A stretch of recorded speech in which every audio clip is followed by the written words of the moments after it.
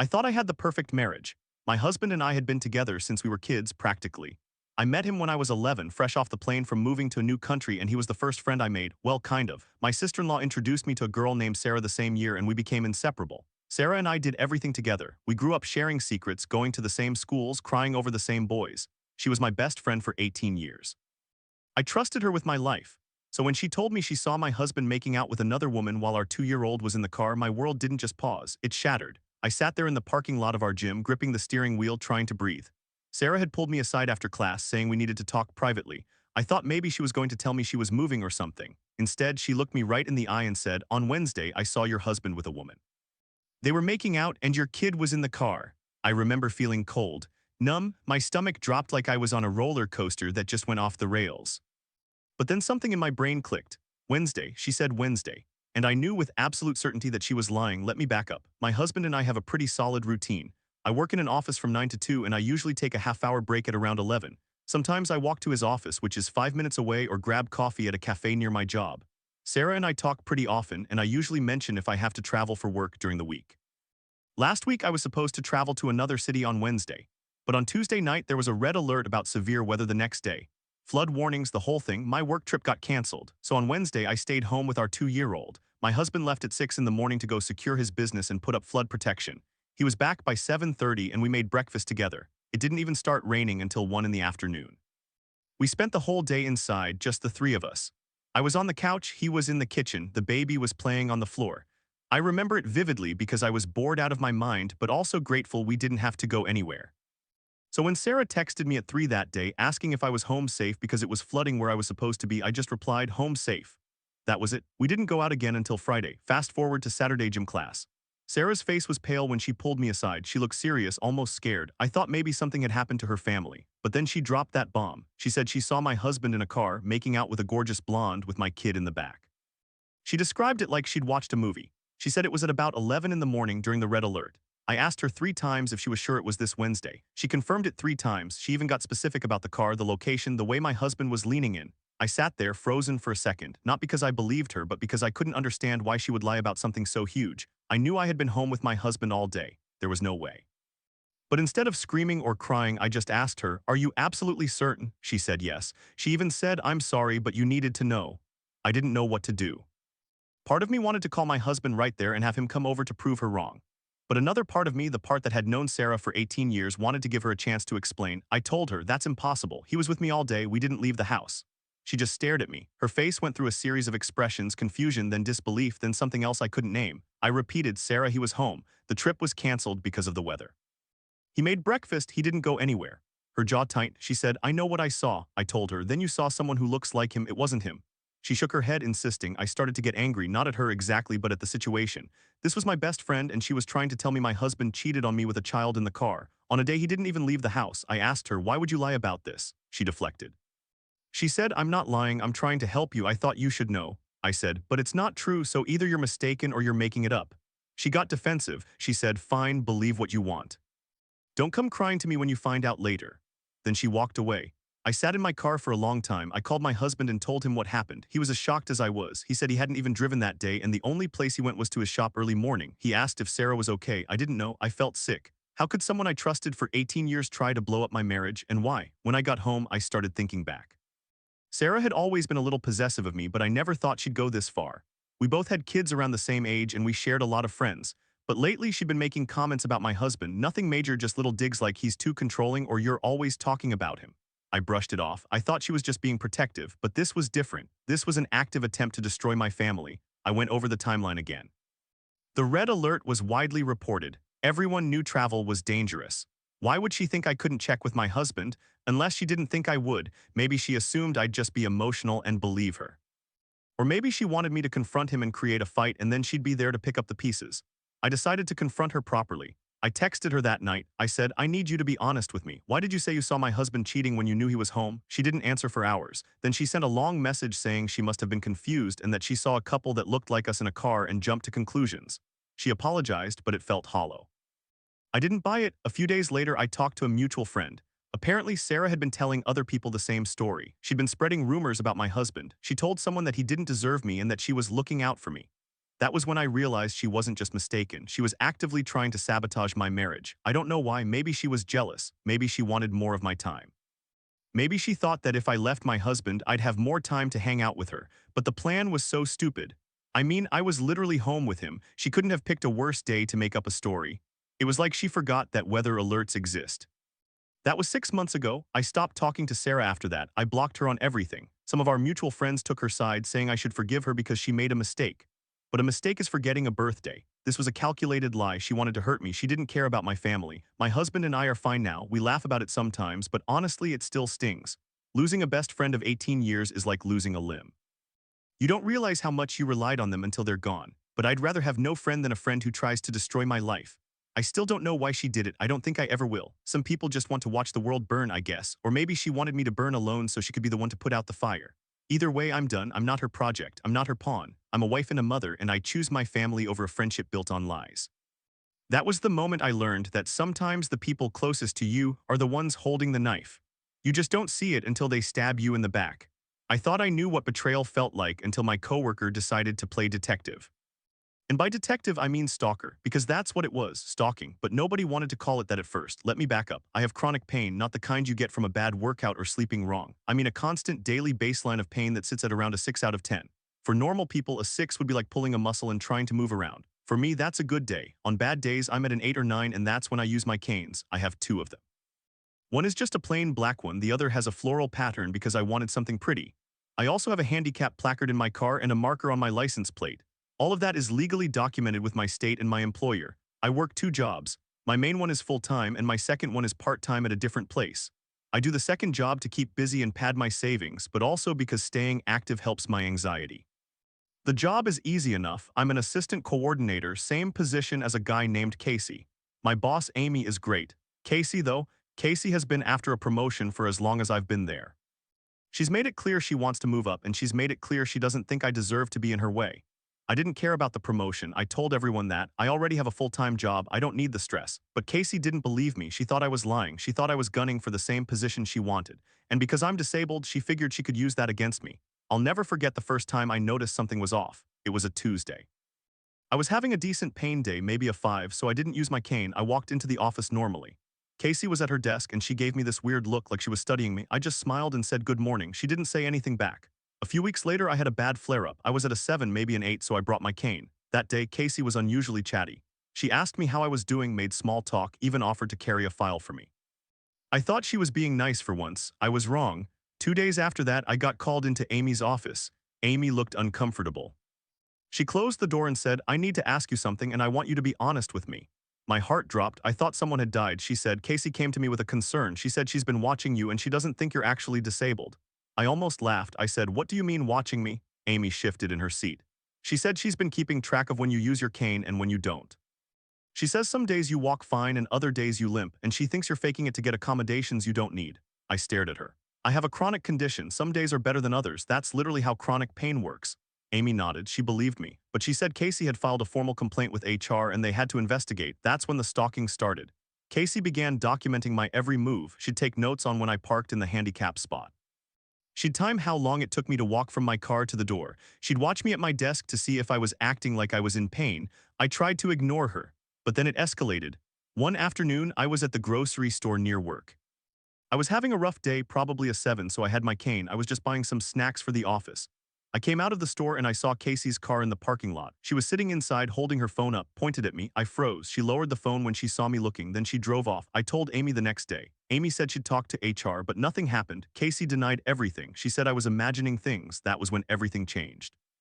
A few weeks later, I got a call from HR. They said Casey had submitted evidence of me faking my disability. I asked what evidence. They said video footage. I said, of where? They said outdoor surveillance from a public parking lot. I said, that's not surveillance, that's her following me. HR didn't care. They said they had to review the footage. I asked to see it. They showed me a short clip of me walking from my car to a pharmacy. I had my cane. But at one point, I stopped to tie my shoe and I bent over without struggling too much. Casey had circled that part and written, see how easily she bends. If she had real pain, she wouldn't be able to do that. I wanted to scream. I said I still have flexibility. That's not how chronic pain works. You can have full range of motion and still hurt. But HR said they were sending it to an external medical consultant. That was the moment I realized how screwed I was. Not because of the investigation, I knew all my paperwork was legit, but because Casey had openly filmed me without my consent in multiple locations and nobody thought that was a problem. I mentioned it to the police once. They said it was a civil matter. Meanwhile, my boss Amy was fighting for me behind the scenes. She told me she believed me, but her hands were tied. She suggested I get a lawyer. I didn't have the money for that. I just tried to keep my head down, but Casey didn't stop. She started spreading rumors around the office. She told people I was milking the system and that I wasn't as sick as I said. Some people believed her. I started getting cold stares from colleagues I'd never spoken to. Then the update came. About 3 weeks ago, HR called me in for a meeting. They said the medical consultant had determined that my movements were consistent with a person who may be exaggerating their condition. They put me on a performance improvement plan. They said I had to provide additional medical documentation or face potential termination. I lost it. I told them that I'd already provided everything. I said Casey had been stalking me. I said I had a witness, the woman at the grocery store checkout who saw Casey filming. I even gave them her name. But HR said they couldn't take a customer's word over an employee's. I filed a police report for stalking. The officer took my statement, but he said it would be hard to prove because Casey hadn't threatened me. He said maybe just try to avoid her. Avoid her? I work in the same office. I can't avoid her. Now I'm waiting on the next step. I've contacted a disability rights group. They said they're looking into it. My lawyer friend is helping me draft a letter to HR. But honestly, I'm tired. I'm exhausted. I shouldn't have to prove my pain to anyone. Pain isn't a performance. It's not a show for people like Casey to critique. The worst part is Casey still has her job. She's still gunning for that promotion. And I'm stuck here with a target on my back because I have the audacity to be disabled and still show up to work. I don't know how this ends. Maybe I'll win, maybe I'll get fired. But I know one thing for sure, I'll never trust a coworker again, not like that. Not after someone decided to turn my medical condition into a reality TV show. Some people say everyone has a story. I guess mine is just a little more twisted, but I'm still here. Still standing. Some days that's enough. And I didn't scream. I just sat there in my car in the gym parking lot staring at her. Sarah had been my best friend since I was 11 years old. We moved to a new country that year and my sister-in-law introduced us. Sarah was the first friend I made in a place where I didn't know anyone. We went through middle school together, high school, college. She was at my wedding. She was at the hospital when I had my daughter. She held my hand through the worst moments of my life. And now she was sitting in my passenger seat, telling me she saw my husband making out with some blonde woman during a red alert flood warning. I asked her 3 times if she was sure it was Wednesday. She said yes 3 times. She said it was around 11 in the morning. She said she was driving by his office and saw him outside kissing some tall, gorgeous blonde. She even mentioned my daughter was in the car in the back seat. That was the detail that almost broke me. She knew exactly where to hit, but I knew she was lying, because on Wednesday I was home. My husband woke up at 6 in the morning to go secure his business and put up flood barriers. By 7:30 he was back in the kitchen making breakfast. We didn't leave the house until Friday. The red alert was real. It was raining sideways. No one was making out in a parking lot that day. I didn't call her out right away. I just thanked her for telling me and said I needed to process it. She looked relieved. She said she was sorry to be the one to tell me. She said she thought I deserved to know. She hugged me and went back to her car. I sat there for another 10 minutes trying to understand what the hell just happened. Why would she make something like that up? What did she have to gain? I went home and told my husband everything. He was furious. Not at me, at her. He grabbed his phone and said, "I'm calling her right now." I stopped him. I said, "Let me handle it. I need to know why first." So I texted her. I said, "Hey, can you send me the exact location where you saw them? I want to check the security cameras from that building." She didn't reply for 3 hours. When she finally did, she said, "I don't remember the exact spot. It was near the plaza." I said, "Which plaza? There are 3. She said, "I'm not sure." It was raining hard. I said, "You said it was 11 in the morning. You said you saw them clearly. You described her hair and her jacket, but you don't remember where." She stopped replying. The next day I called her. I said, "Sarah, I need you to be honest with me. Were you lying?" She got defensive immediately. She said, "I know what I saw. I wouldn't lie about something like that." I told her I was home with my husband all day Wednesday. She went quiet. Then she said, "Maybe it was Tuesday." I said, "You confirmed it was Wednesday 3 times. She said, "I must have mixed up the days." I said, "No, you didn't mix up the days. You made this up, and I need to know why." She started crying. She said she didn't know. She said she was just trying to protect me. I said, "Protect me from what?" "My husband making out with someone in front of my daughter. That's not protection, that's sabotage." She hung up on me. I talked to a few mutual friends after that. One of them told me Sarah had been acting weird for months. She would get jealous whenever I mentioned spending time with my husband. She would make passive-aggressive comments about how I never had time for her anymore. I didn't notice because I was too busy with work and my kid, but apparently she resented me for it. Another friend said Sarah had been talking about how much easier my life would be if I was a single mom. She said things like she'd have more time to hang out if she didn't have to worry about a husband. I thought she was joking. She wasn't. I haven't spoken to Sarah since that phone call. I blocked her number and her social media. I changed the locks on my house. I know that sounds extreme, but when someone tries to destroy your marriage for no reason, you don't take chances. Some of our mutual friends said I was overreacting. They said she was just being a protective friend.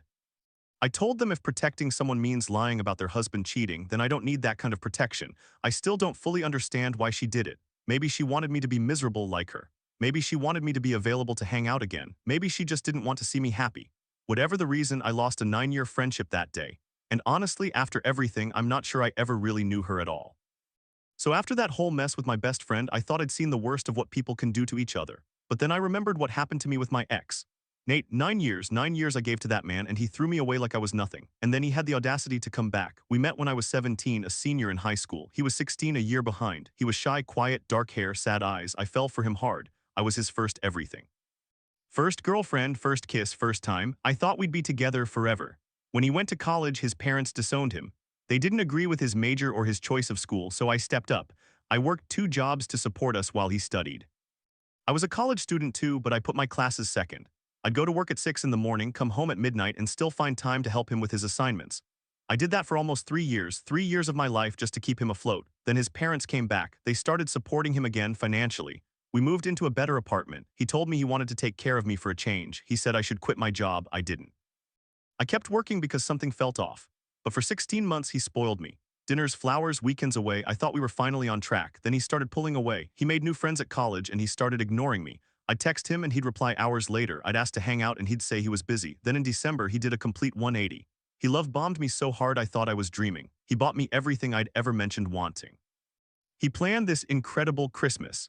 He made me dinner on January 2nd and gave this long speech about how I was his first love, how I'd been there since high school, how he couldn't imagine his life without me. I thought he was going to propose. I had my hand ready. Instead, he said, "You were a good girlfriend, but that's all you'll ever be to me. A girlfriend. I don't see you as my wife or the mother of my children."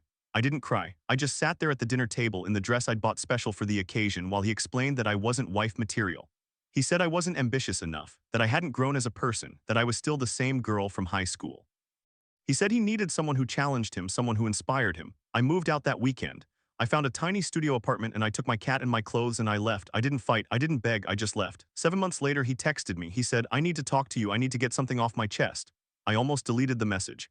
But curiosity got the better of me. I replied, "What?" He said, "I made a mistake, a huge mistake. I ended things with you because I thought I was in love with someone else, my coworker. I told her I ended a 9-year relationship for her. I thought she'd be happy. I thought we'd be together. I waited." He said, "She laughed at me. She called me a piece of trash.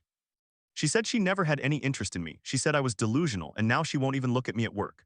I felt something I hadn't felt in months. I felt relief, not happiness, not anger, just relief. Because I finally understood that it wasn't about me. I wasn't lacking something. He was just a fool who threw away a good thing for a fantasy. I didn't meet him. I told him to never contact me again. He said he wanted closure. I said, "You already got closure. You got it when she rejected you. Don't drag me into your regret."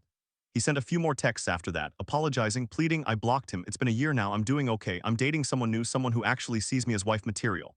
And Nate, I heard through a mutual friend that he still tries to find me. He shows up at places I used to go. He asks people about me. It's creepy, but I'm not scared. I'm just glad I got out before I wasted another 9 years. That wasn't the last time someone tried to tear my life apart. A few years later, I walked into a situation at work that made Sarah's lies look like child's play. I have chronic pain. I've had it for years.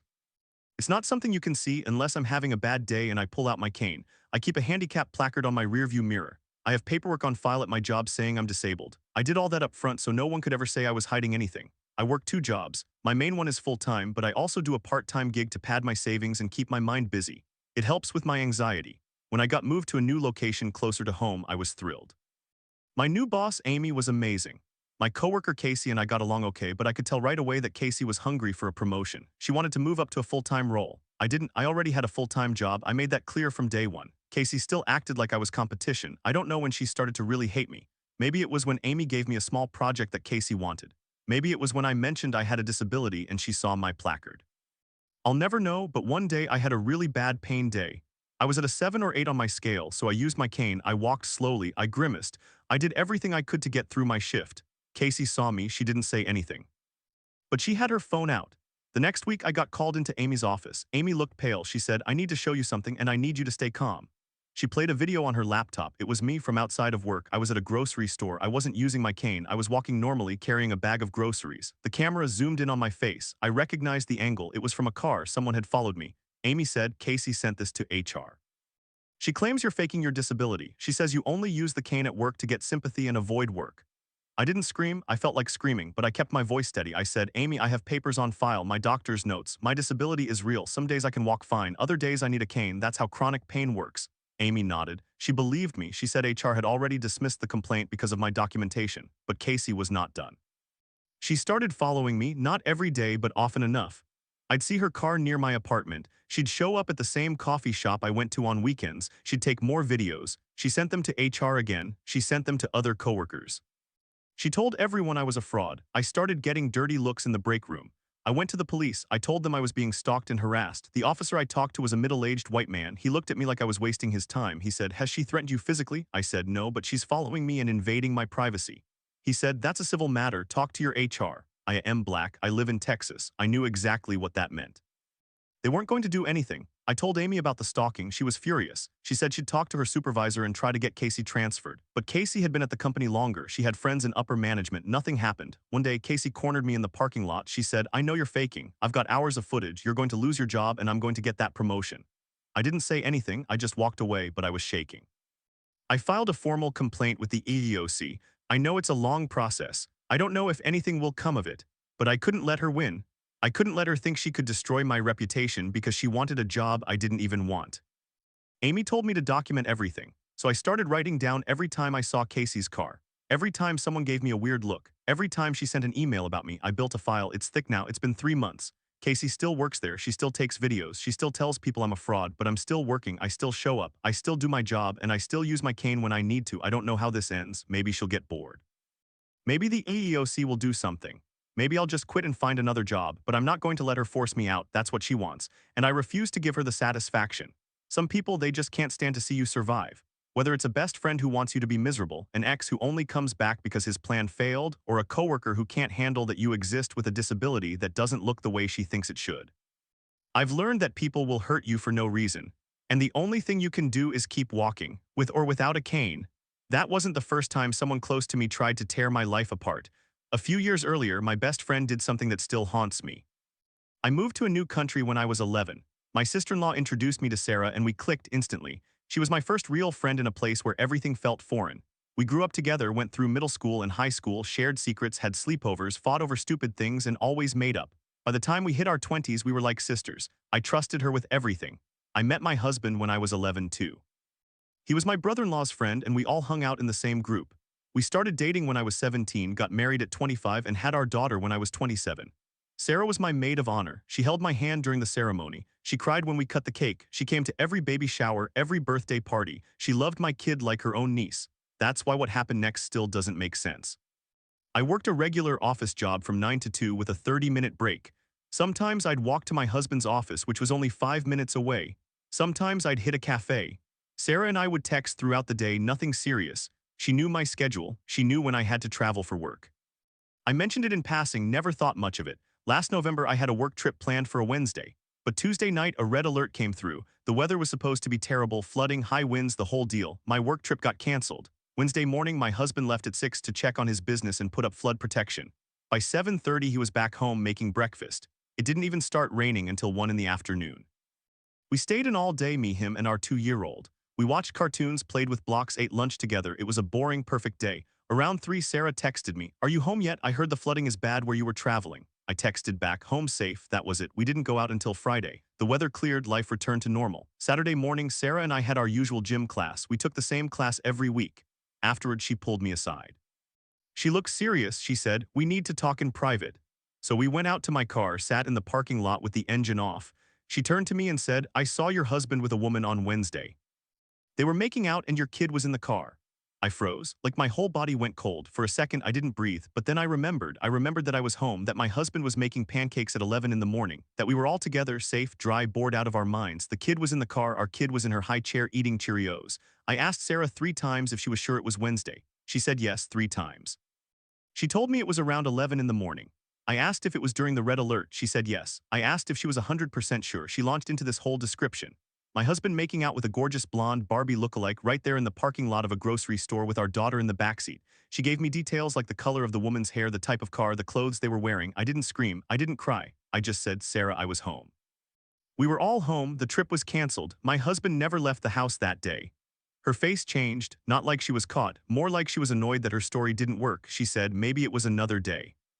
Maybe I mixed up the days.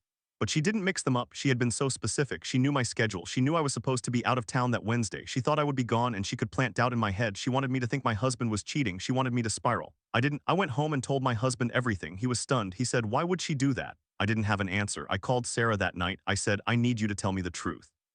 Why did you lie? She doubled down. She started crying. She said she was only trying to protect me. She said she saw what she saw and if I wanted to be blind to my husband's cheating, that was on me. She got defensive. She said I was being ungrateful. She said she was a good friend and I was treating her like a villain. I hung up. I didn't talk to her for a week. Then I started hearing things. She told our mutual friends that I was in denial. She told them my husband was a cheater and I was too weak to leave him. She told them she had evidence but I refused to look at it. A few of my friends came to me concerned. I had to explain the whole thing. I had to prove that I was home. I showed them the canceled work trip email. I showed them the red alert warnings. I even showed them a picture I took that morning of my daughter in her high chair covered in pancake syrup. Some of them believed me, some of them didn't. That's the thing about lies. Once they're out there, you can't take them back. People remember the accusation. They forget the proof. I confronted Sarah again. This time I had my husband with me. We met at a coffee shop. I said, tell me why. She looked at my husband, then at me. She said, I did see someone. Maybe I got the person wrong, but I know what I saw. We had a 20-minute conversation where she contradicted herself at least 6 times. She couldn't keep the story straight. She ended up crying again, saying she was just looking out for me, that she loved me, that she was sorry. I didn't accept the apology. I told her we couldn't be friends anymore. She said I was making a huge mistake. She said I was choosing my husband over her. I said, no, I'm choosing the truth over a lie. She started texting me, long paragraphs, guilt trips, accusations. She said I was a bad friend. She said I was controlling. She said she hoped I never found out the truth. She blocked me on social media, then unblocked me, then blocked me again. For about a month, I kept getting these random bursts of hostility. Then she started messaging my husband. She told him he was lucky I was gullible. She told him he got away with it. She tried to get him to admit to something he didn't do. He showed me every message. We laughed about it, but it wasn't funny. It was disturbing. I eventually heard from a mutual friend that Sarah had been jealous for years. Jealous of my marriage, jealous of my kid, jealous that I had a stable life while she was still single and struggling. She admitted to that friend that she wanted to wake me up because she thought I was living a fantasy. She thought if she could make me doubt my husband, I would break up with him, and then she and I would have more time to hang out and travel. Like she literally thought that destroying my marriage would give her a single mom friend to party with. That friend told me she doesn't see you as a person, she sees you as a prop for her own life. I cut off all contact. It's been a year and a half now. I still think about it sometimes. How someone can be in your life for 18 years and then try to torch it all because they want more of your attention. It doesn't make sense, it never will, but I learned something from it. People will lie to you for reasons that have nothing to do with you. Sarah didn't hate me, she hated her own life, she wanted mine, and when she couldn't have it, she tried to break it. I still have my husband, I still have my kid, I still have my home. Sarah has nothing from that friendship except a reputation for being a liar. And every time I see her name pop up on someone else's phone, I feel sorry for that person, because they don't know yet what she's capable of. That experience made me stronger, it made me trust my gut.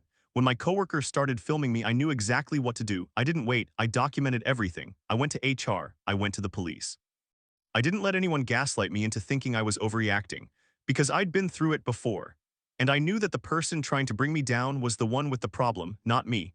Speaking of people who try to bring you down, I never thought I'd have to deal with that from someone I spent nearly a decade with. But here we are. My name is not important, but I'm 27, female. My ex is Nate, 26. We were together for 9 years. 9 years, that's from when I was 18 to 27. That's practically my entire adult life. I met him in high school. He was my first real relationship, my first everything. I thought we would get married. I thought we would have kids, buy a house, grow old together. I was wrong. Let me back up a little. I was a Cassie from Euphoria, if I'm being honest. I lost myself in him. I did everything for him. I helped him through depression, stayed up with him when he couldn't sleep, held him when he cried. I helped him keep his grades up in college. When his parents disowned him for nearly 3 years because they didn't approve of his college or his major, I worked 2 jobs so he could focus on school. And I was a college student too. I was exhausted, but I didn't care. I loved him. I thought if I just gave enough, he would see my worth. Eventually, his parents started talking to him again. They started financially supporting him. We moved into a new apartment. Nate said he wanted me to quit my job. He said, it's my turn to take care of you. I didn't quit, something told me not to, but for 16 months, everything was great. He spoiled me. He took me out to dinner, bought me gifts, told me I was beautiful every day. I felt like I was finally being loved the way I deserved. Then he started changing. He became more interested in his new friends from work. He would ignore me at home, scroll through his phone while I talked to him. I'd ask him what was wrong and he'd say, nothing, I'm just tired. I knew something was off, but I didn't push. I thought maybe it was just a phase. In December, he did a complete 180. He love-bombed me hard. He bought me a new laptop, a necklace, a weekend trip to a cabin. He made Christmas magical. I honestly thought he was going to propose. On January 2nd, he made my favorite dinner, lasagna, garlic bread, tiramisu for dessert. He lit candles. He made a speech about how I was his first love, how I'd been there since high school, how he couldn't imagine his life without me. I kept thinking, any minute now he's going to pull out a ring. He didn't. Instead, he ended the speech by saying, you were a good girlfriend, but that's what you'll always be to me, a girlfriend. I don't see you as my wife or the mother of my children. I've realized that I need to move on. I didn't scream, I didn't cry. I just sat there staring at the lasagna going cold on my plate. He kept talking, but I couldn't hear him. I just kept thinking 9 years of my life. I helped him through depression, worked 2 jobs so he could finish college, moved with him to 3 different apartments, cooked for him, cleaned for him, loved him. And he told me I wasn't wife material. I asked him why. He said, you're too needy, you're too emotional. I want someone more independent, someone who challenges me. I asked if there was someone else. He said no. I didn't believe him, but I was too broken to argue. I moved out that week. I went to stay with my sister. I cried for 3 days straight. My sister held me and said, he's an idiot, you'll find someone better. I didn't believe her either. For 3 months, I didn't hear from him. I blocked him on social media, but I heard through mutual friends that he was partying a lot, posting pictures with new people. I tried to move on. I started therapy. I started going to the gym. I deleted our photos. I thought I was healing. Then in April, he reached out. He sent me a text from a number I didn't recognize. It said, hey, it's Nate. I need to talk to you about something important. Can we meet? I didn't respond. He called later that night. I let it go to voicemail. His voice sounded desperate. Please, I need to get something off my chest. It's about why I ended things. I made a mistake. Please call me back. I didn't call him back. I told my sister. She said, don't do it. He's going to try to manipulate you. I agreed, but curiosity got the best of me. A few days later, I called him. I said, what do you want? He said, can we meet in person? I don't want to do this over the phone. I agreed to meet at a coffee shop near my apartment. I brought my sister with me and told her to sit at a table nearby. Nate showed up looking rough, bags under his eyes, unshaven, wearing a hoodie I'd never seen before. He sat down across from me. He said, thank you for coming. I said, just say it. He took a deep breath. He said, I left you for someone else. There was a woman at work. I was madly in love with her. I ended a 9-year relationship to be with her. I felt my stomach drop, but I also felt this weird sense of relief, like finally the missing piece clicked into place. I said, okay, so why are you telling me this now? His face crumpled. He said, she doesn't even like me. She called me a piece of trash. She told me if I ever spoke to her again, she would go to HR. She said I was disgusting for leaving my long-term girlfriend for a coworker. She told everyone at work what I did. I'm a joke there. I lost all my friends. I didn't say anything. I just watched him. He said, I realized I ruined the best thing I ever had. You were perfect. I was just too stupid to see it. I want you back. I want to try again. I love you. I laughed. I didn't mean to, but I laughed. It was the most pathetic thing I'd ever heard. He left me because he thought he could trade up, and when it blew up in his face, he came crawling back. I said, you told me I wasn't wife material. You said I was too needy and emotional. Now you want me back? He said, I was wrong. I was projecting. I was the one who wasn't good enough for you. I shook my head. I've been in therapy for 3 months. I've been rebuilding my life. I'm not going to throw that away because you regret your choices. He started crying. He said, please just give me one chance. I'll prove I've changed. I said no. I got up and walked away. My sister joined me at the door. She said, good for you. I thought that was the end of it, but he didn't stop.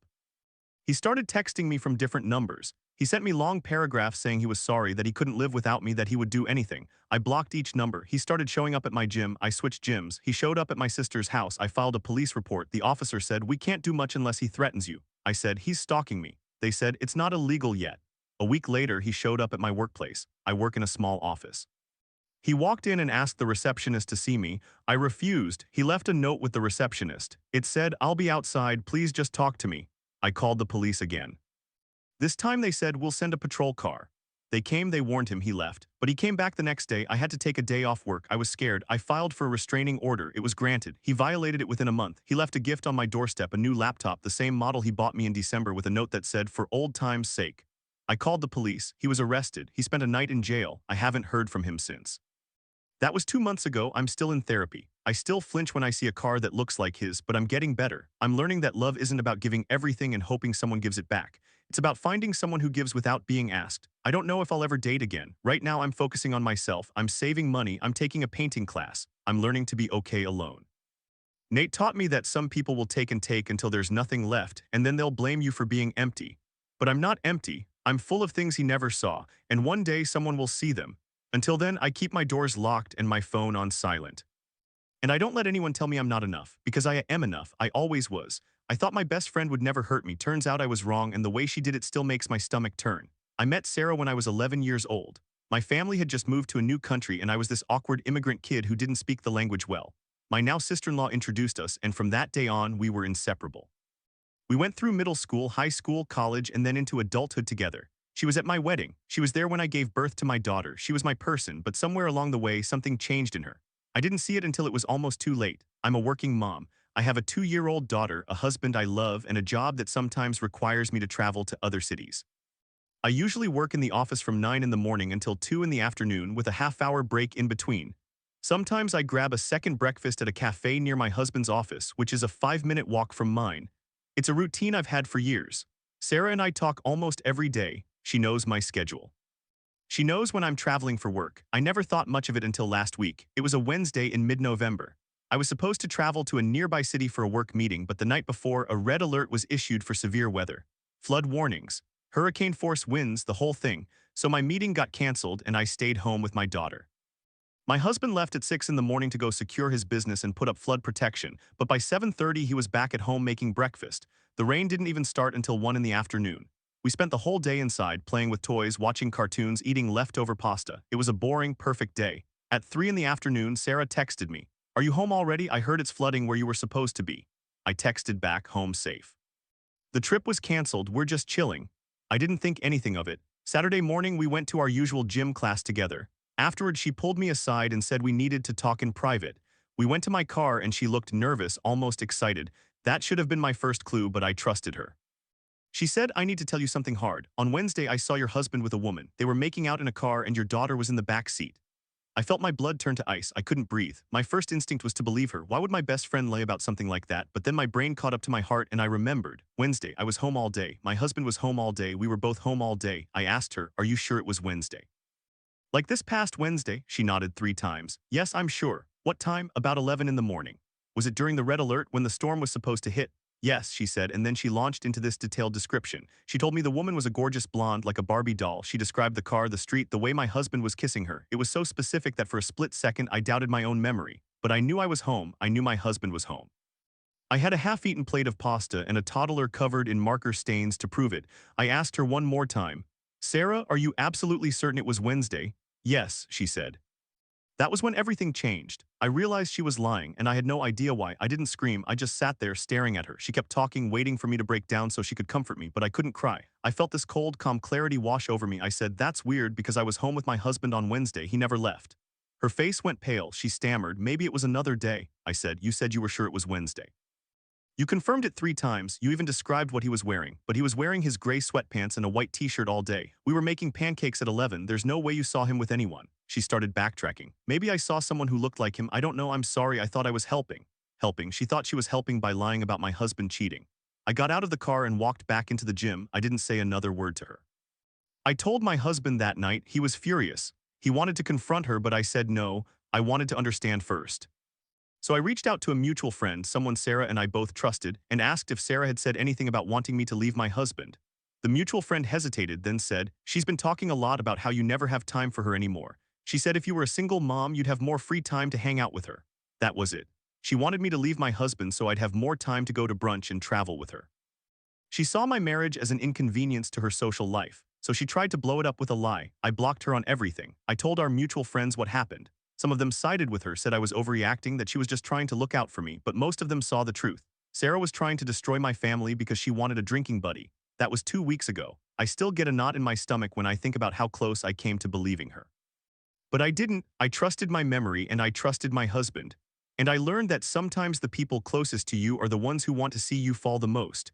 I don't need a friend like that. I've got my husband, my daughter, and my own 2 eyes. That's enough.